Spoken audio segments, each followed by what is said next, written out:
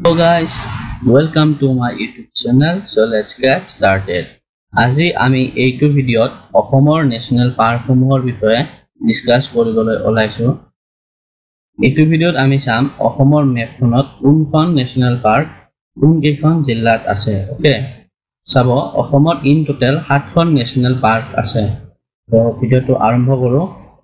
প্ৰথমতে কোকৰাঝাৰ জিলাত আমাৰ ৰায়মনা ন্যাশনাল পাৰ্ক আছে আৰু এইখন ন্যাশনাল পাৰ্ক 2021 চনত এস্টাব্লিশ কৰা হৈছিল। নেক্সট বাক্সা আৰু চিৰাং জিলাত আমাৰ আছে মানাস ন্যাশনাল পাৰ্ক।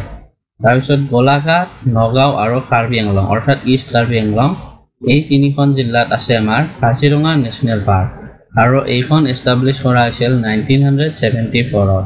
তাৰে পিছত শোণিতপুৰত আছে আমাৰ নামেৰি ন্যাশনাল পাৰ্ক আৰু এইখন এস্টাব্লিশ কৰা হৈছিল 1998 ত। তাৰে পিছত ডিব্ৰুগড় আৰু তিনিচুকীয়া জিলাত আছে আমাৰ ডিব্ৰু-চৈখোৱা ন্যাশনাল পাৰ্ক আৰু এইখন 1999 ত এস্টাব্লিশ কৰা হৈছিল আৰু ডিব্ৰুগড় আৰু তিনিচুকীয়া জিলাতে আছে আমাৰ দিহিং পাটকাই ন্যাশনাল পাৰ্ক আৰু এইখনো 2021 চনত এস্টাব্লিশ কৰা হৈছিল। আৰু শোণিতপুৰ আৰু দৰং জিলাত আছে আমাৰ ওৰাং ন্যাশনাল পাৰ্ক আৰু এইখন 1998 ত এস্টাব্লিশ কৰা হৈছিল। So thank you.